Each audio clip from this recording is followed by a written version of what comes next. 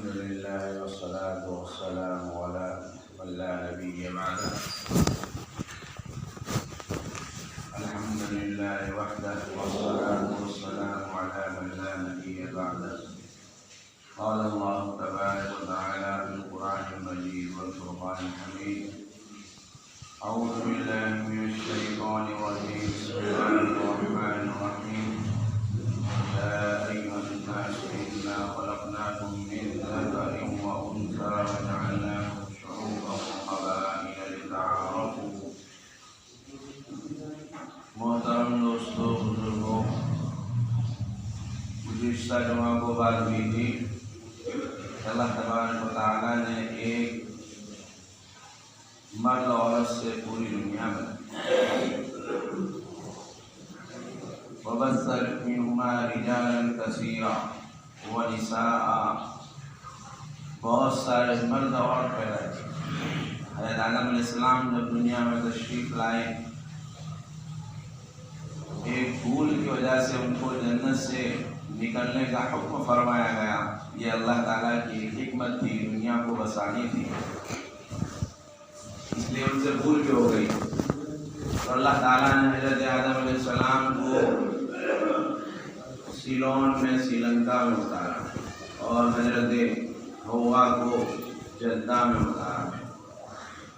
اور کتنے سالوں کے بعد انہوں نے اللہ تعالیٰ سے دعائیں کی، معافی مانگی. فَتَلَقَّىٰ آدَمُ مِن رَّبِّهِ كَلِمَاتٍ فَتَابَ عَلَيْهِ. وہ کلمات کے اللہ نے سکھلائے. اس کلمات سے اللہ تعالیٰ سے معافی مانگنی چاہیے، اور وہ کلمات ربنا ظلمنا انفسنا وان لم تغفر لنا وترحمنا لنكونن من الخاسرین. اے اللہ، ہم نے اپنے نفس پر ظلم کیا، اور اگر آپ ہمیں معاف نہیں کریں گے اور رحم نہیں کریں گے تو ہم بڑے نقصان اٹھانے والا ہوں گے. فتاب علیہ، اللہ تعالیٰ ان کی توبہ قبول فرما لی. تو یہ بھول تھی، گناہ نہیں تھا. انبیاء علیہ السلام سے کوئی گناہ نہیں ہوتا. لفظش بھول چپ ہو جاتی ہے، سمجھ پھیر ہو جاتی ہے، سمجھتے ہیں الٹا سمجھ جاتے ہیں، اس سے بھول ہو جاتی ہے، اس کو گناہ نہیں کہا جاتا. تو اللہ تعالیٰ نے ان کو دنیا میں اتارا اور یوں کہا اہبطوا منہا جمیعا، کہ تم سارے کے سارے دنیا میں چلے جاؤ، اور ہمارے پاس سے اگر ہدایت آوے، اور جو ہدایت پر چلے گا اللہ تعالیٰ کی وہ رضامندی پر چلے گا. تو حضرت آدم علیہ السلام اور حضرت حوا، یہ دونوں جب ان کا ملن ہوا توبہ قبول کرنے کے بعد، تو اللہ تعالیٰ نے ان سے ذریت چلائی. وَبَثَّ مِنْهُمَا رِجَالًا كَثِيرًا وَنِسَاءً. اللہ تعالیٰ فرماتے ہیں کہ ان کی دو اولاد ایک ساتھ پیدا ہوتی تھی، ایک لڑکی اور ایک لڑکا. اور جس دن لڑکا اور لڑکی پیدا ہوئے وہ آپس میں حقیقی بھائی کہے جاتے تھے. دوسرے دن جو لڑکا لڑکی پیدا ہوئے، کل کا لڑکا اور آج کی لڑکی، ان دونوں کا نکاح ہو سکتا تھا. دو ساتھ میں پیدا ہوئے ان کا نکاح نہیں ہو سکتا تھا. اللہ تعالیٰ کو چلانا تھا. تو اس طرح اللہ تعالیٰ نے بہت سارے انسان اور مرد، اللہ تعالیٰ نے عورتیں پیدا فرمائی. کتنے سارے انسان ہیں، جہاں دیکھو وہاں انسان ہے. ایک آدم سے پیدا کیے، اور سب کے سب. اسی لیے اللہ تعالیٰ فرماتے ہیں کلکم بنی آدم، تم سارے کے سارے آدم کے بیٹے ہو. تو یہ سارے کے سارے ہم حضرت آدم علیہ السلام کی اولاد ہیں. اگر غیر سے پوچھا جائے وہ بھی کہیں گے کہ ہاں ہم بھی ایک آدم کی اولاد ہیں، ایک آدمی کی اولاد ہے. آدم آدمی ہی سے کہا جاتا ہے. تو اللہ تعالیٰ نے یہ سارے انسان بنائے. جب بھائی ہو تو بھائی پر فضیلت کس سے ہوتی ہے؟ اس کے اعمال سے ہوتی ہے. کوئی آدمی ہوشیار ہوتا ہے اور اپنی ہوشیاری سے کام اللہ تعالیٰ اس سے لے لیتا ہے تو وہ فضیلت پا لیتا ہے. تو یہاں پر بھی ایسا ہی ہے.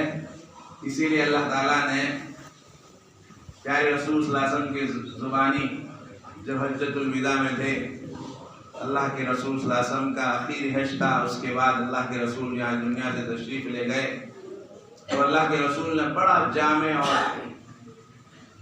خطبہ دیا۔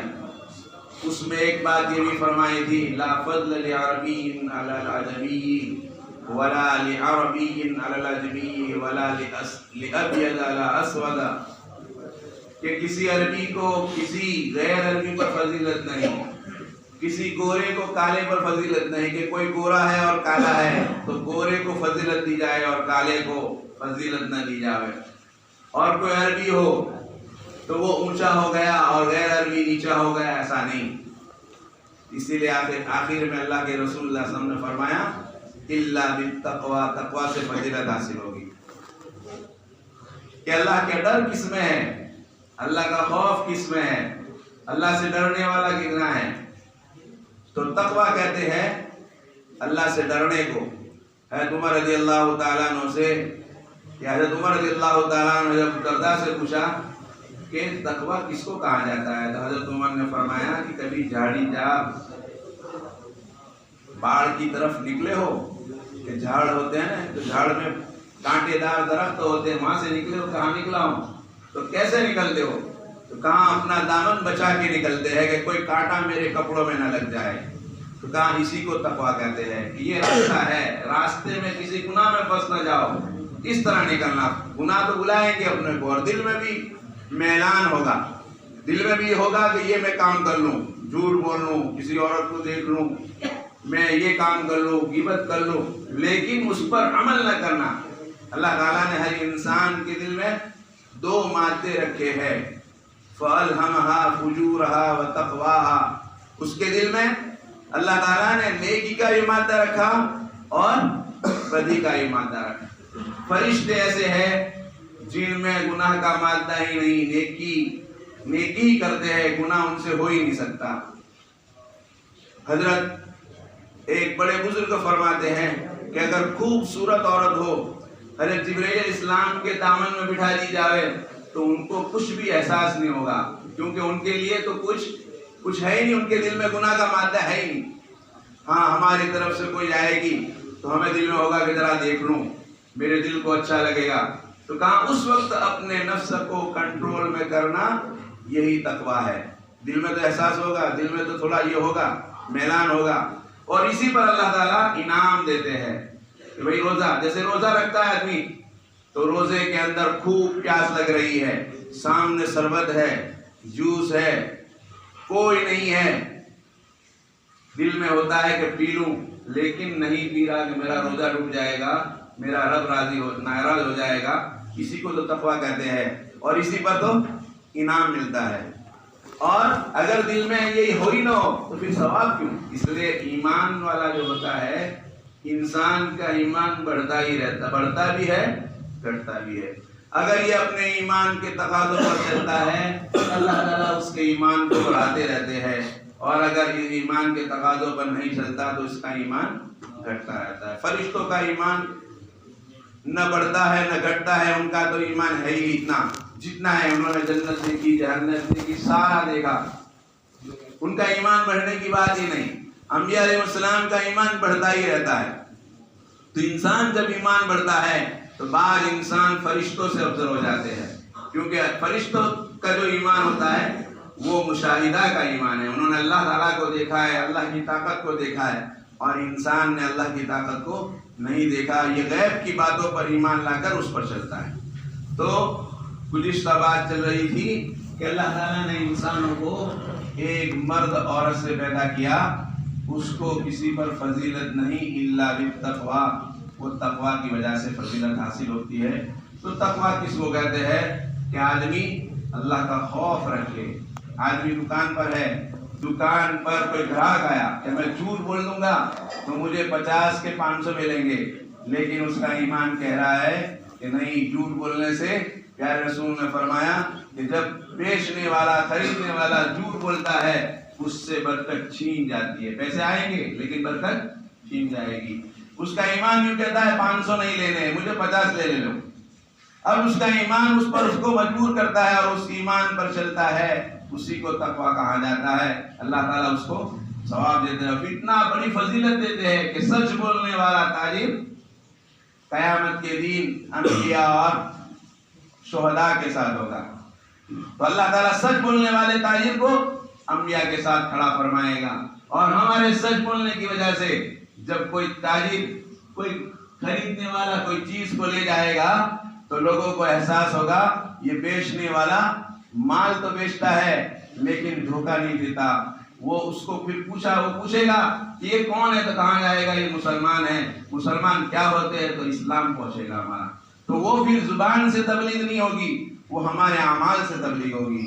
اسی لیے صحابہ کرام جب چین میں گئے تو انہوں نے تجارت کے ذریعے دین کو پھیلایا.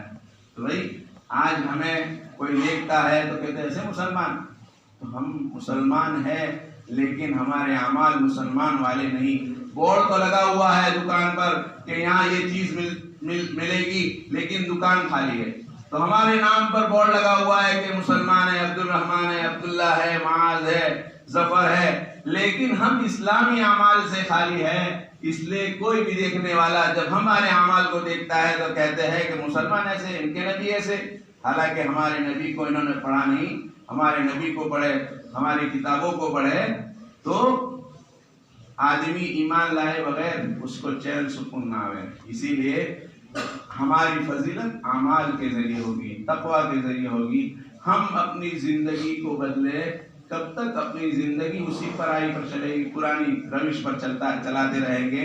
اور جب تک ہم کوئی کام دنیا کا اپنی کوشش اور محنت سے نہیں کرتے, اسی طرح دین بھی اپنی کوشش کے بغیر, محنت کے بغیر نہیں آ سکتا. ہم کوشش کریں کہ ہم دین پر چلنے والے بنیں. اللہ کے رسول نے جس طریقے پر چلنے کو کہا اس طریقے پر چلیں.